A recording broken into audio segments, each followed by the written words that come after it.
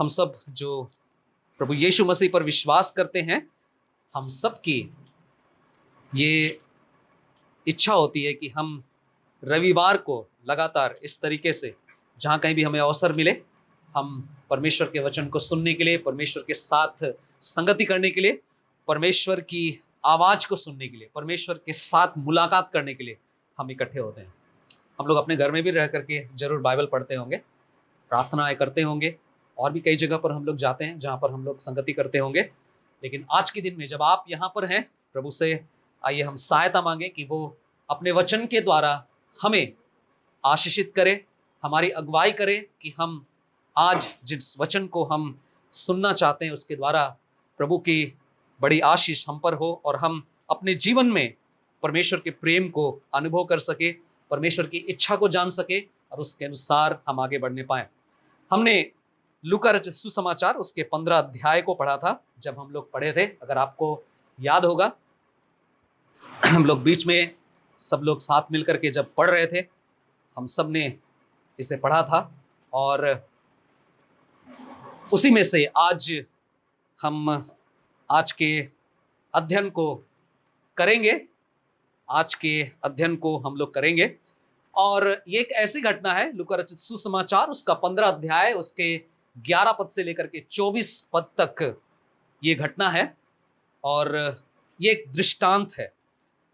प्रभु यीशु मसीह जब इस संसार में सेवकाई करते थे तो अक्सर वो कुछ ना कुछ कहानी बताते थे, कुछ ना कुछ वो उदाहरण बताते थे और उसके द्वारा वो उस समय जो लोग सुन रहे थे, सुनने वालों को साधारण तरीके से समझाने की कोशिश करते थे कि परमेश्वर तुमसे क्या चाहता है, परमेश्वर मुझे क्यों इस संसार में भेजा है।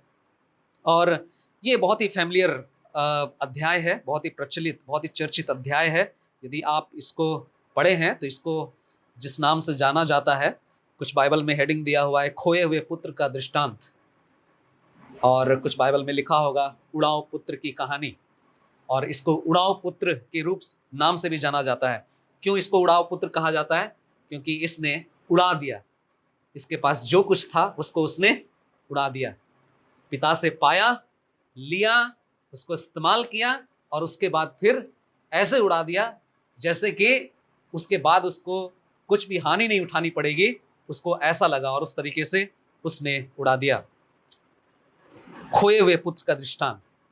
आज मैं आपके सामने में एक बीमारी की बात करूंगा और उसके बाद फिर मैं आज के विषय पर आपको ले जाना चाहूंगा। आज का जो विषय है वो मैं घर कैसे जाऊं, यह है आज का विषय। ओके, मैं घर कैसे जाऊं, how to go to home, अपने घर वापस कैसे जाऊं। ये जो लड़का है, इसके साथ जो हुआ है, इस कहानी को शायद हम लोग बहुत ही अच्छी तरह से जानते होंगे। यदि नहीं जानते हैं तो मैं आपके लिए दोहरा देता हूं जो हम लोगों ने पढ़ा था। प्रभु यीशु मसीह 15वें अध्याय में 3 बहुत ही महत्वपूर्ण दृष्टांत बताते हैं और तीनों दृष्टांत का एक ही विषय है कि खो गया है और उसको पा लिया गया है, खोया गया और उसके बाद फिर उसको पा लिया गया। यहां पर जो तीसरे दृष्टांत में हम पाते हैं, पहले दृष्टांत में अगर आपको याद होगा तो उसमें खोई हुई भेड़ का दृष्टांत है।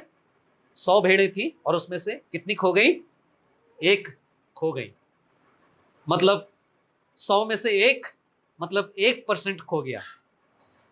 दूसरे दृष्टांत में हम पाते हैं कि एक सिक्का खो गया। 10 सिक्के थे जिसमें से 1 सिक्का खो गया, तो खोने का जो परसेंटेज है वो थोड़ा सा बढ़ गया, 10% खो गया। 10 में से 1 खोना मतलब 10% खो गया। उसके बाद तीसरे घटना में हम आते हैं तो यहां पर 2 पुत्र हैं, 2 पुत्र हैं, उसमें से 1 पुत्र खो गया।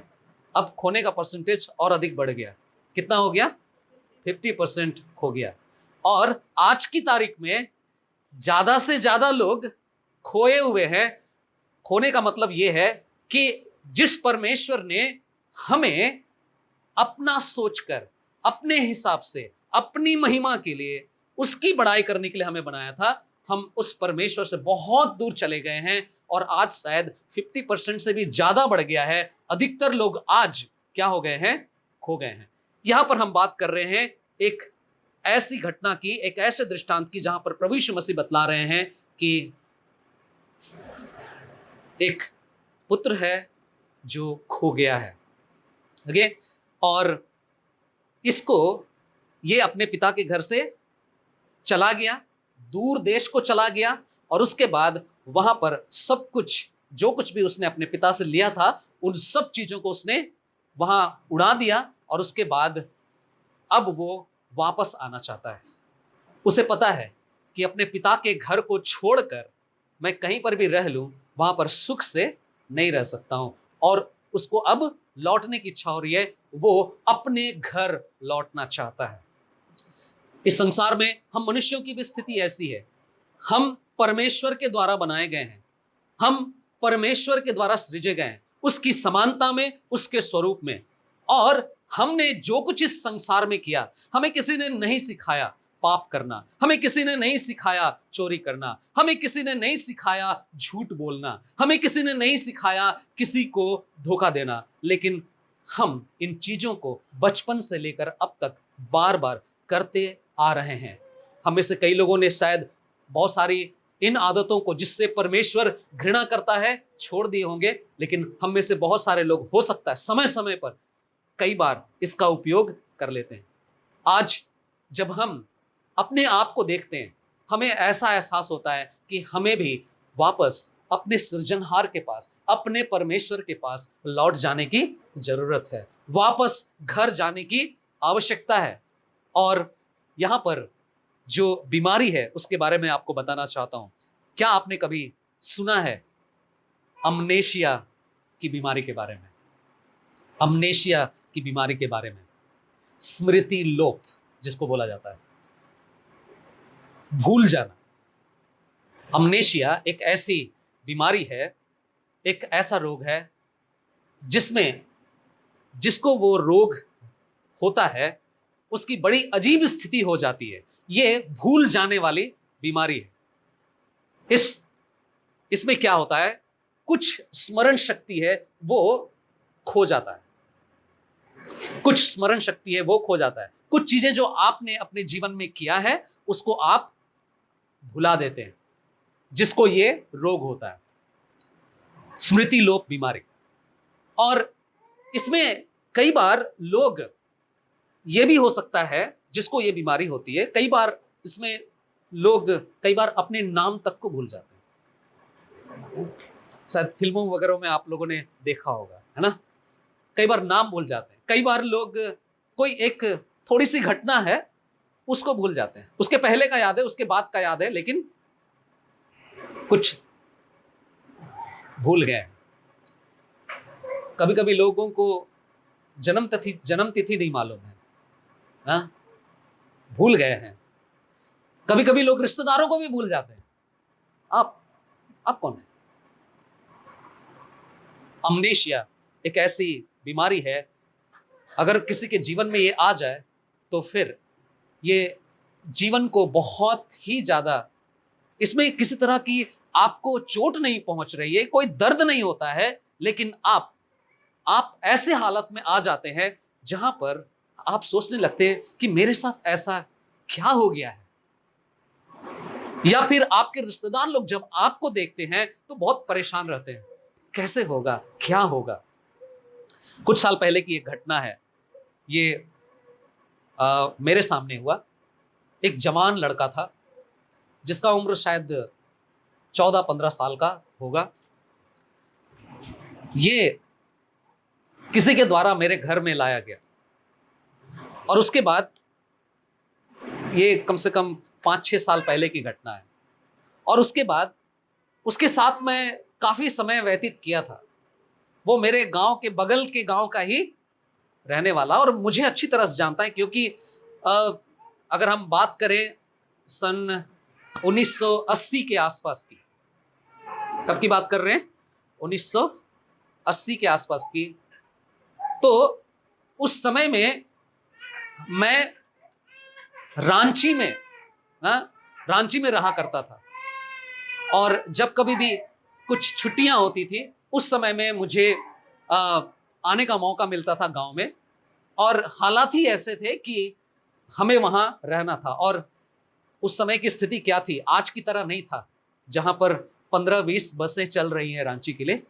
उस समय एक ही बस चलती थी सुबह में 4:30 या 5 बजे सरकारी बस स्टैंड से, और हम लोग यात्रा करते थे, आते जाते थे। क्योंकि हम रांची में रहते थे, इसलिए पूरे संथाल परगना में शायद सब लोग जानते थे कि धर्मपुर गांव का एक परिवार है, वो लोग कहाँ रहते हैं, रांची में रहते थे। आज शायद अगर पूछा जाए कि आप रांची गए हैं, तो आप बोलेंगे रांची कौन सी बड़ी बात है, ओके। लेकिन उस समय में अगर आप पूछते रांची गए, वो ऐसे बात करेंगे जैसे कहाँ गए हैं, विदेश, कहाँ चले गए हैं, विदेश। तो इस वजह से भी लोग जानते थे। और इसलिए जिस लड़के के बारे में मैं बता रहा हूं, ये मुझे अच्छी तरह से जानता था, क्योंकि इसने सुना था कि ये जो है जॉन, पास्टर जॉन, ये बचपन में कहाँ रहे हैं, रांची में रहे हैं। रांची में इसने क्या किया है, पढ़ाई किया है। बहुत अच्छी तरह से वो जानता था। लेकिन मैं उस घटना की बात कर रहा, जब वो मेरे घर में आया, मैं उससे मिला और उससे बहुत सारी बातें की। बातचीत करने के दौरान मुझे क्या पता चला मालूम है, वो जिस तरह से मुझसे बात कर रहा था जैसे कि मैं उससे पहली बार मिल रहा हूं। कैसे बात कर रहा है, पहली बार मिल रहा हूं।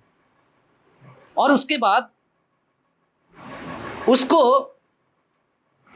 अपने खुद के बारे में भी नहीं पता है। उसकी मम्मी उसके साथ थी, उसकी मम्मी उसको लेकर के आई थी। वो अपने आप को भी नहीं याद कर रहा है, मैं कौन हूं, मेरा गांव कौन सा गांव है। जिस तरह से बात कर रहा है, उससे मैं बातचीत कर रहा हूं, वो नहीं बता पा रहा है, वो याद ही नहीं कर पा रहा है। एक तरह से शायद उसको इसी तरह की बीमारी लग गई थी कि वो भूल गया।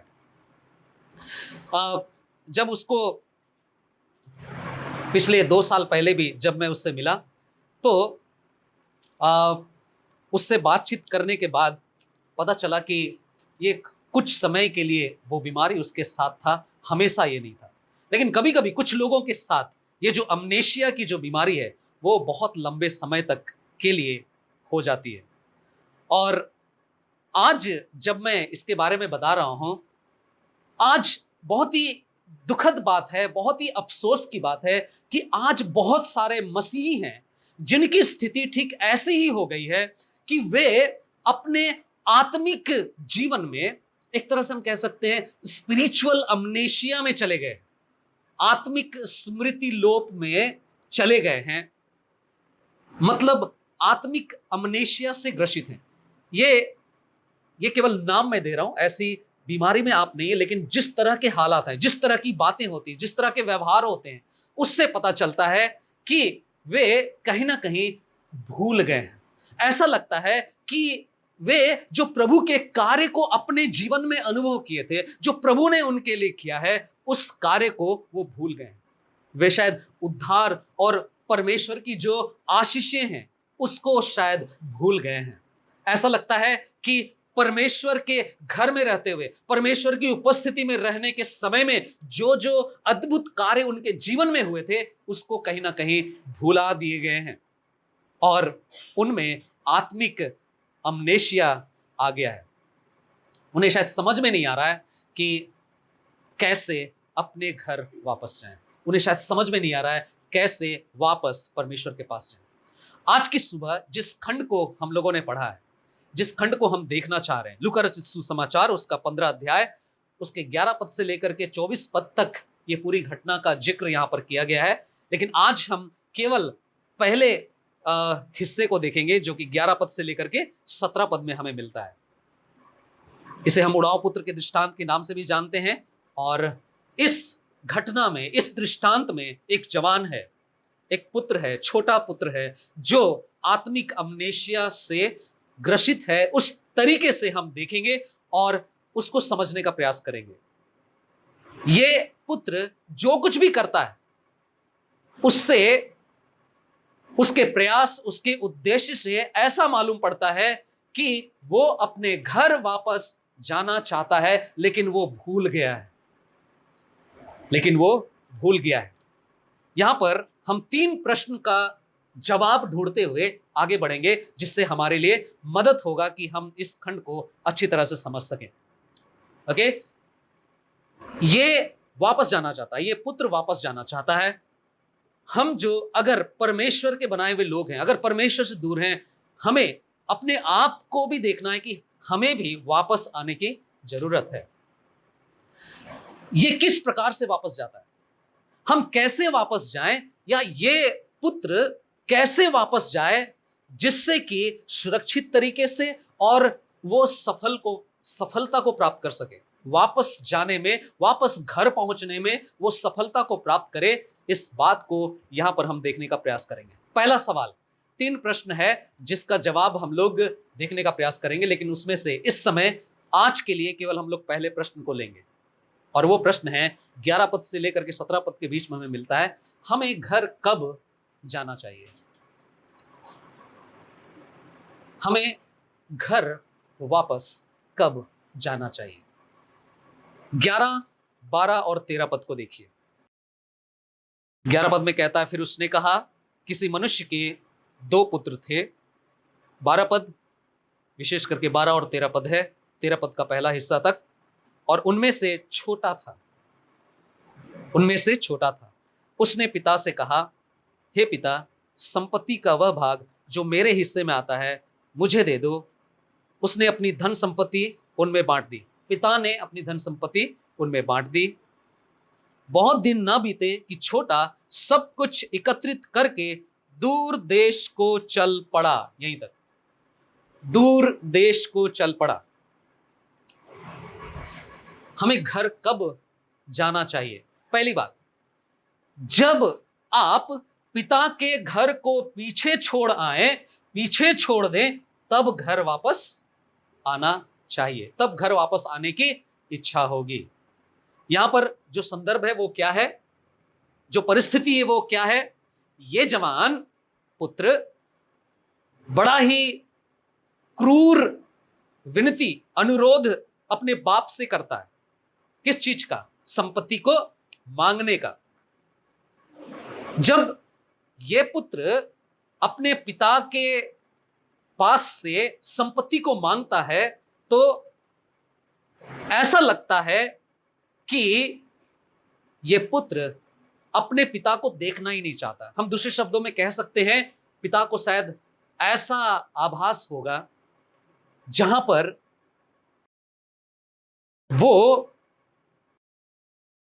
महसूस कर सकता है कि जिंदा रहते हुए भी मेरा बेटा मेरे साथ ये क्या कर रहा है। जिस तरह से धन संपत्ति मांग रहा है, हम सब जानते हैं कि जब हमारे बुजुर्ग लोग काम नहीं कर पाते, अपने बच्चों को जवान देखते हैं, उनकी शादी कर दिए, उनको व्यवस्थित कर दिए, तब जाकर के बंटवारा करते हैं। लेकिन ये क्या, ये पुत्र जिस तरह का व्यवहार कर रहा है, ऐसा पता चलता है कि ये अपने पिता को मरा हुआ देखना चाहता है, अपने व्यवहार से दिखाना चाहता है। इसकी क्या इच्छा है? इसकी इच्छा है कि पिता, अब आपकी मेरे जीवन में कोई अधिकार की जरूरत नहीं है। अब मैं नहीं चाहता हूं कि आप मेरे जीवन को नियंत्रण करें। ये लड़का अपने पिता का कोई अधिकार अपने ऊपर देखना नहीं चाहता है, और इसलिए वो यहां से जा रहा है। एक तरह से पिता के घर को छोड़कर जा रहा है। जब हम घर पीछे छोड़ जाते हैं, तभी हमें वापस आने की जरूरत पड़ेगी। आज हो सकता है आपके लिए ना हो, आप शायद प्रभु पर बहुत अच्छी तरह से विश्वास में आगे बढ़ रहे हो, लेकिन मसीही समाज में मसीहियों के लिए आज बहुत सारे ऐसे मसीह हैं, कई ऐसे मसीह हैं जिनको घर वापस आने की जरूरत है। और घर वापस आने की जरूरत को कोई भी मसीही तभी महसूस कर सकता है जब उसे पता चले कि उसने घर को, अपने पिता के घर को क्या कर दिया है, छोड़ दिया। जब आप महसूस करते हैं कि आपका परमेश्वर के लिए प्रेम कम हो गया है, जब आपको महसूस होता है कि आप परमेश्वर के साथ जिस तरह से चल रहे थे, जिस तरह से उसकी आज्ञा का पालन कर रहे थे, जिस तरह से आप समर्पित थे, वो कम हो गया है, वो समय है जब आप समझ सकते हैं, आपको पहचानना होगा कि आप घर छोड़ चुके हैं। ये बहुत जरूरी है, हर दिन जांचना कि मैं परमेश्वर के कितने निकट हूं।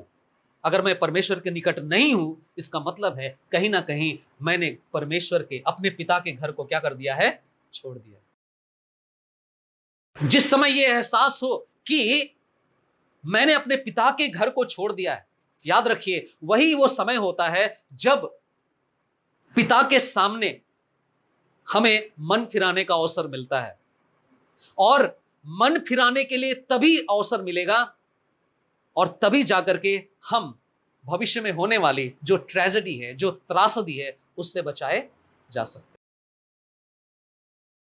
हैं। एक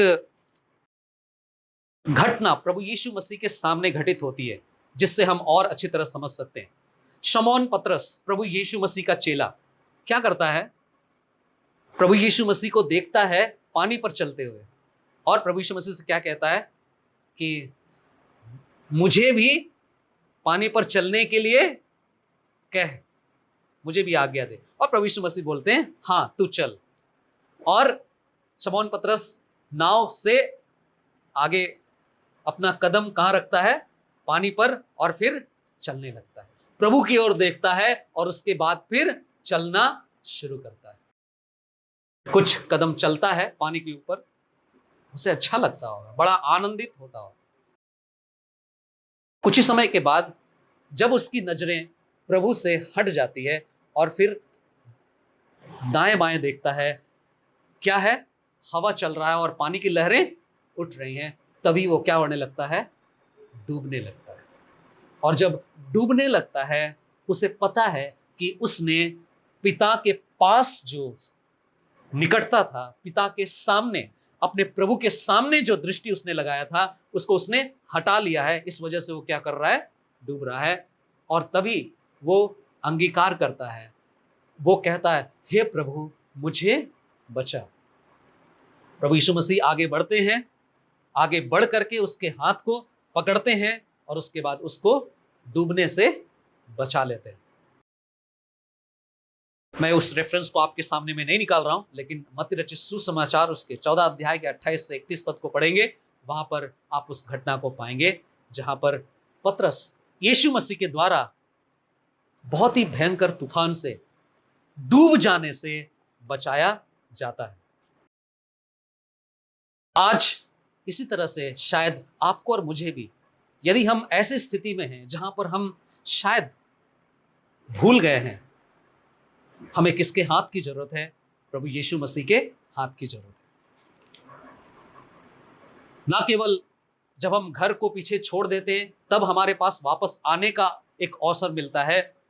दूसरी बात, आप 13 पद के दूसरे हिस्से को देखिए, हम कब वापस घर आ सकते हैं, जब क्या होता है, 13 पद का दूसरा हिस्सा जहां तक पढ़े उससे आगे आगे लिखता है, जहां उसने अपनी संपत्ति कुकर्म में उड़ा दी। इसका मतलब है जब आप संसार की तरह रहना शुरू करते हैं तब आपको घर वापस आने की जरूरत है। इसने क्या किया, अपनी संपत्ति को कुकर्म में उड़ा दिया। कहने का मतलब यह जवान अपने बाप के घर को जैसा ही छोड़ा और जो कुछ उसके पास था उसको जहां पर उसने इस्तेमाल किया, आप देख सकते हैं कि वो पतन की ओर गिरने लगा, नीचे की ओर जाने लगा। यहां पर लिखा है कि उसके पास जो कुछ था उसे उसने क्या कर दिया, उड़ा दिया, कुकर्म में उड़ा दिया। कुकर्म में उड़ा देने का मतलब है संसार की तरह जीना आरंभ कर दिया, पिता से सब कुछ लेकर उड़ा दिया। व्यर्थ कर दिया। याद रखिए, एक बात हमेशा हमें याद रखने की जरूरत है, एक मसीह होने के नाते हम जो मसीह हैं, हमारा और संसार का कोई मेल नहीं है। हम मसीही और सांसारिक लोग, हम दोनों में बहुत भिन्नता है और हमेशा से अंतर होना चाहिए। दूसरा कुरिन्थियों 5 अध्याय उसका 17 वचन कहता है, सो यदि कोई मसीह में है तो वो नई सृष्टि है। We are new creatures. हम नई सृष्टि हैं। प्रभु यीशु मसीह पर विश्वास करने के द्वारा, मसीही होने के कारण हम क्या हैं? नई सृष्टि हैं। और हम में और संसार में बहुत बड़ा अंतर है। हम संसार क्या करता है वो नहीं कर सकते। जब हम हमारे चाल चलन को देखते हैं, जब हमारी बातों को देखते हैं, जब हम अपने कार्यों को देखते हैं, जब हम अपने देखने के तरीके को देखते हैं, हमारा सोचना और भी जो कुछ है इस संसार में, वो संसारिक लोगों की तरह अगर हम कर रहे हैं, सारी बातों में अगर हम संसार के लोगों की तरह अगर हम कर रहे हैं, तब हमें जाग जाने की जरूरत है। क्योंकि मसीहियों के अंदर सांसारिकता नहीं होती है। इस संसार की तरह जीवन बिताते हुए आप कभी भी परमेश्वर के साथ सही नहीं हो सकते। संसार की बातों में रह करके परमेश्वर की सेवा करना, परमेश्वर के साथ बने रहने की दावा करना संभव नहीं है। क्योंकि वचन कहता है कि जब प्रभु यीशु मसीह थे संसार में, तो संसार ने उससे घृणा किया। और वो कहते हैं कि वो तुमसे भी क्या करेगा? घृणा करेगा। यदि तुम मेरे पीछे चलोगे, यदि तुम मुझ में बने रहोगे, तो वो तुमसे क्या करेगा? घृणा करेगा। कहने का मतलब ये है कि इस जवान व्यक्ति ने कुकर्म में क्या कर दिया? उड़ा दिया। बहुत बार हमारी चीजें भी इसी तरह से, हमारे अंदर जो हुनर है, हमारे अंदर जो टैलेंट है, हमारे अंदर हमें जो शक्ति दी गई है, कई बार हम भी उसको क्या कर देते हैं? इस उड़ाव पुत्र की तरह उड़ा देते हैं। संसार की बातों में, संसारिकता में। यशायाह उसका 59 अध्याय उसके 2 पद में कहता है कि परमेश्वर क्यों हमारे साथ नहीं होता है। वहां पर लिखा है कि क्योंकि तुमने परमेश्वर को भुला दिया है, क्योंकि तुमने अधर्म के काम किए हैं। तुम्हारे अधर्म के कामों के कारण ही परमेश्वर ने अपना मुख तुमसे क्या कर लिया है? फेर लिया। याद रखिए, परमेश्वर हम सबको देखना चाहता है, परमेश्वर हम सबसे प्रेम करता है। लेकिन यदि हम परमेश्वर के खिलाफ जीते हैं, यदि हम संसार में संसार के लिए ही जीते हैं, तो फिर जरूरी है कि हमें लौट आने की, वापस घर लौटने की जरूरत है। तीसरी बात, कब हम घर लौट जाएं? जब आप पिता की आशीषों को खो देते हैं, तब जरूरत है कि आप वापस लौट आएं। यहां पर अगर आप देखेंगे 14 पद में क्या होता है? 14 पद में लिखा है, जब वह सब कुछ उड़ा चुका तो उस देश में भयंकर अकाल पड़ा और वह दरिद्र हो गया। अब यहां पर क्या हो रहा है? ये जवान लड़का पिता की सारी चीजों को, सारी आशीषों को लेकर गया था और एक तरह से उसको फूंक दिया, फेंक दिया, उड़ा दिया। अब ये खाली हाथ हो गया है। इसको दूसरे शब्दों में कह सकते हैं, इसके पास जो कुछ भी था, अब इसके पास कुछ भी नहीं है। ये हमें फिर से एक बार एक ऐसी स्थिति को याद दिलाता है जहां पर आज बहुत सारे मसीहियों को आप पाएंगे। कई मसीही विश्वासी की दशा ठीक इस जवान की तरह है। जब वे पिता के घर में थे, पिता के साथ थे, उनके पास सारी भरपूरी थी। जब वो निकल रहे थे पिता के घर से भी, तब भी उनके पास सब कुछ था।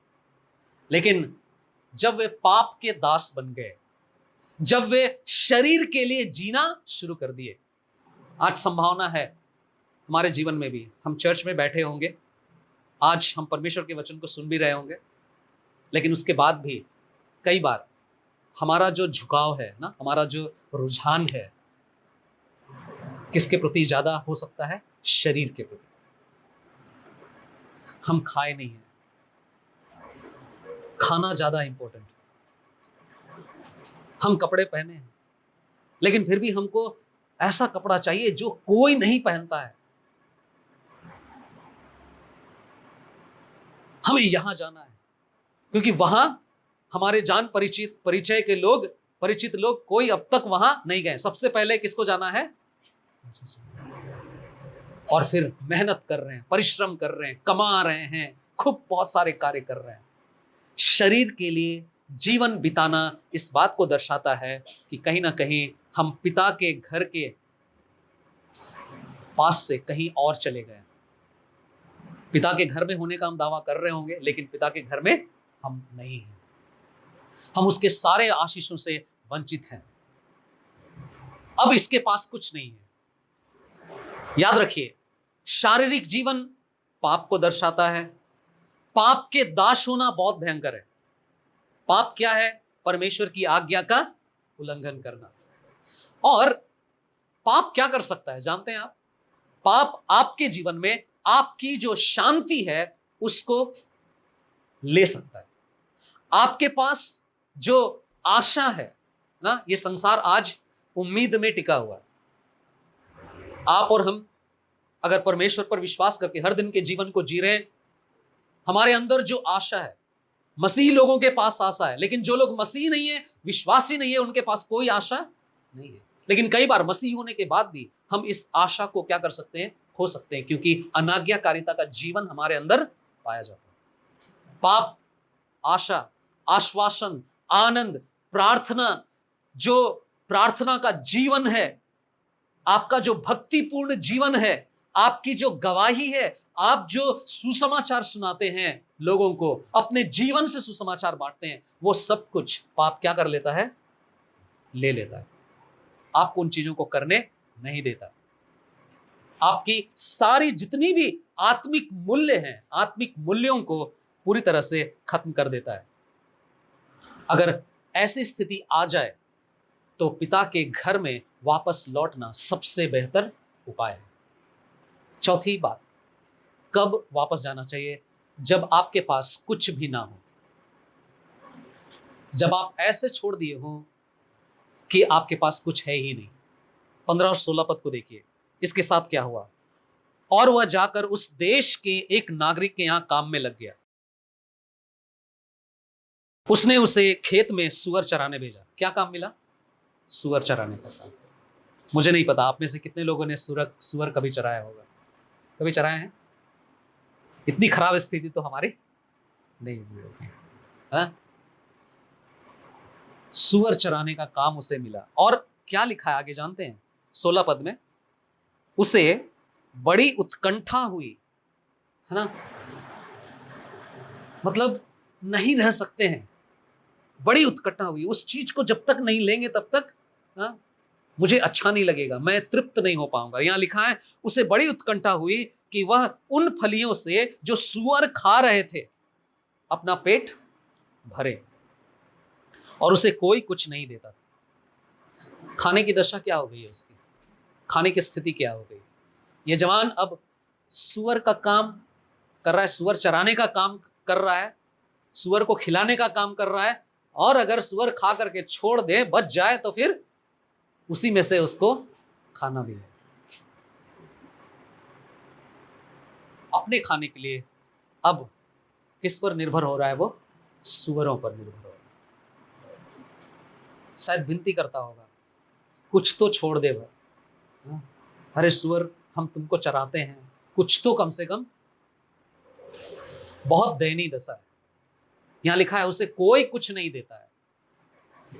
मालूम है, इस बुढ़ा पुत्र, इस छोटे पुत्र की इस दशा को देखने से पता चलता है, ये हमें एक और पिक्चर को दिखाता है, एक ऐसे दृश्य को दिखाता है, एक ऐसे व्यक्ति के चित्र को दर्शाता है जो पाप में पड़ा है और पाप में जीवन को व्यतीत कर रहा है और पाप के वश में पाया जाता है। यदि आप अपने जीवन में अपने आप को पाप के अधिकार में करने देंगे, अनाज्ञाकारिता का जीवन जिएंगे, परमेश्वर की आज्ञा का उल्लंघन करने वाला जीवन को आप व्यतीत करते हैं, तो सावधान रहिए, क्योंकि ये आपकी दशा को बहुत खराब कर सकता है। आप उड़ाव पुत्र के जीवन को देख सकते हैं, क्या क्या कर सकता है मालूम है? वो आपको, आपसे जो लोग प्रेम करते हैं उससे आपको अलग कर सकता है। ये पाप, ये अनाज्ञाकारिता का जीवन आपको, आप जिससे बहुत प्रेम पाते हैं उनसे आप क्या कर दिए जाएंगे? अलग कर दिए जाएंगे। वो आपको पिता के घर से दूर कर देता है, एवं आपकी जो स्थिति है, आपकी जो दशा है, आपकी जो हालत है, आपको यहां तक गिरा देगा जहां पर आप पूरी तरह से टूट जाएंगे, बिखर जाएंगे और पूरी तरह से आप परेशान हो जाएंगे। पाप कभी भी बेहतरी को नहीं लाता है। छल कपट की रोटी मनुष्य को मीठी तो लगती है, परंतु बाद में उसका मुंह कंकड़ से भर जाता है। धोखाधड़ी करके, किसी को नुकसान पहुंचाकर, किसी की हानि करके आगे बढ़ना, ऊंचा उठना, धन कमाना, कुछ समय के लिए आप आनंद मना सकते हैं, लेकिन बाद में बहुत बहुत अधिक आप नुकसान को सहेंगे। पाप ये कर सकता है। नीति वचन उसका 13 अध्याय उसके 15 पद में इस प्रकार लिखा हुआ है, सुबुद्धि से अनुग्रह प्राप्त होता है, परंतु विश्वासहीन का पथ कठोर होता है। जो विश्वास नहीं करते हैं, जो विश्वास भरोसा परमेश्वर पर नहीं करते हैं, जो परमेश्वर पर निर्भर नहीं होते हैं, उनका मार्ग क्या हो जाता है? कठोर हो जाता है। कई बार भौतिक बातों में संसार के लोगों को हम देखकर शायद कह सकते हैं कि अरे वो तो देखिए इतना छल कपट कर रहे हैं, फिर भी वो बढ़ते चले जा रहे हैं, फलते जा रहे हैं, फूलते जा रहे हैं। लेकिन फिर भी याद रखिए, वो परेशान रहते हैं, चिंतित रहते हैं। उनके पास जितना भी धन हो, जितनी भी संपत्ति हो, उसके बाद भी वे कई बार चिंतित रहते हैं कि कहीं बैंक से मेरा पैसा छीन ना लिया जाए, कहीं हमारे घर में कुछ आक्रमण ना हो जाए, कहीं ऐसा हादसा ना हो जाए, वैसा घटना ना हो जाए, और वे हमेशा परेशान रहते हैं। याद रखिए, विश्वासहीन का पथ कठोर होता है। पांचवी और अंतिम बात, कब वापस जाना चाहिए? जब आप पिता के घर की इच्छा रखेंगे तब आप वापस घर जा सकते हैं। यह व्यक्ति के साथ क्या होता है, इस जवान व्यक्ति के साथ क्या होता है? यहां पर अगर आप देखेंगे 17 पद में, तो यहां लिखा है, परंतु जब वह होश में आया तो उसने कहा, मेरे पिता के कितने ही मजदूरों को पेट भर भोजन मिलता है, पर मैं यहां भूखों मर रहा हूं। क्या उसे याद आ रहा है? क्या याद किया उसने? अपने पिता के घर में जो नौकर चाकर थे, जो सेवक लोग थे, उनको याद कर रहा है। और उनको क्या याद कर रहा है? उनके खाने पीने की स्थिति को याद कर रहा है। अरे वो लोग तो मुझसे भी अच्छा खा रहे हैं, और मैं यहां क्या कर रहा हूं? सुअरों के खाने को, उनकी फलियों को मैं खा रहा हूं। मुझसे ज्यादा खुशहाल तो वे सेवक लोग हैं जो वहां पर आनंद मना रहे हैं। और इस प्रकार ये जवान व्यक्ति के मन में अपने पिता के घर की इच्छा जागने लगी। पाप में जीते हुए, अनाज्ञाकारिता के जीवन में आगे बढ़ते हुए जब आप उस स्थिति में आएंगे, तभी आप वापस जाने की इच्छा को रखेंगे। बहुत बार होता है कि मनुष्य पाप में पड़े रहते हैं और उसको करते रहते हैं। परमेश्वर जिन बातों से घृणा करता है, उस जीवन को जीते रहते हैं और लगातार आगे बढ़ते रहते हैं। जब आप तंग आ जाएंगे, जब आप अपनी हानि को देखेंगे, जब आप एहसास करेंगे, याद करेंगे कि वहां तो जो मेरे पिता के यहां नौकर हैं, वो लोग पुत्र भी नहीं है, उसकी दशा तो मेरी दशा से भी बहुत अच्छी है, मेरी दशा बहुत खराब है, मैं यहां नहीं रह सकता हूं। ये अपने पिता के घर को याद किए। कई बार जब हम मसीही समाज की बात करते हैं, मसीह विश्वास की बात करते हैं, तो एक शब्द का इस्तेमाल अक्सर होता है, क्या ये पथभ्रष्ट है? क्या ये बैकस्लाइडिंग है? बैकस्लाइडिंग मतलब ये हमेशा के लिए परमेश्वर से दूर चला गया है। याद रखिए, बहुत कम लोग ऐसे होते हैं जो हमेशा के लिए परमेश्वर से दूर हो जाते हैं। बहुत कम लोग होते हैं जो बैकस्लाइड होते हैं। जो बैकस्लाइड होते हैं, ठीक है, जो लोग पथ भ्रष्ट हो जाते हैं, जो लोग बैकस्लाइड होते हैं, उनकी स्थिति ये हो सकती कि वे लोग हर समय पाप में ही पड़े रहना चाहते हैं। लेकिन जो लोग प्रभु को जानते हैं और वहां से अगर वो फिर पाप में चले गए हैं, तो ये मसीही हो सकता है पाप में बहुत दूर निकल गए हो सकता है संसार के साथ जीवन बिताते हुए बहुत दूर चले गए हों, लेकिन एक दिन आता है जब वे अपने जीवन में देख पाते हैं कि मैं तो इस दशा में आकर के बहुत बिगड़ गया। पिता के घर में तो बड़ा सौभाग्य है, मुझे वापस जाने की जरूरत है, मुझे लौट जाना चाहिए। कभी ना कभी वो लौट जाने की लालसा को प्राप्त करते हैं। इस जवान व्यक्ति के साथ क्या हुआ?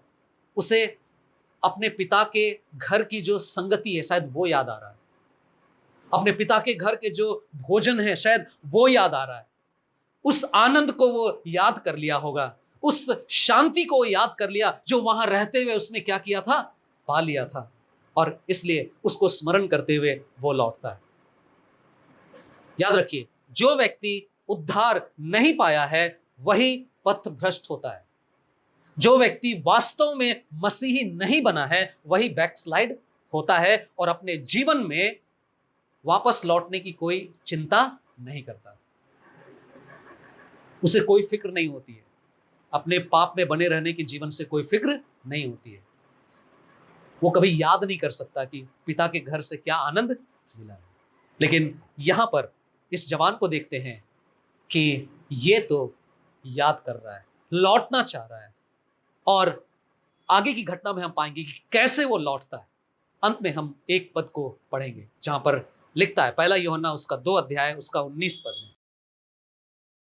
पहला यूहन्ना 2 अध्याय उसका 19 पद, यहां लिखता है, वे निकले तो हम ही में से, परंतु वास्तव में हम में से नहीं थे, क्योंकि यदि वे हम में से होते तो हमारे साथ रहते, परंतु वे निकल इसलिए गए कि यह प्रकट हो जाए कि वे सब हम में से नहीं हैं।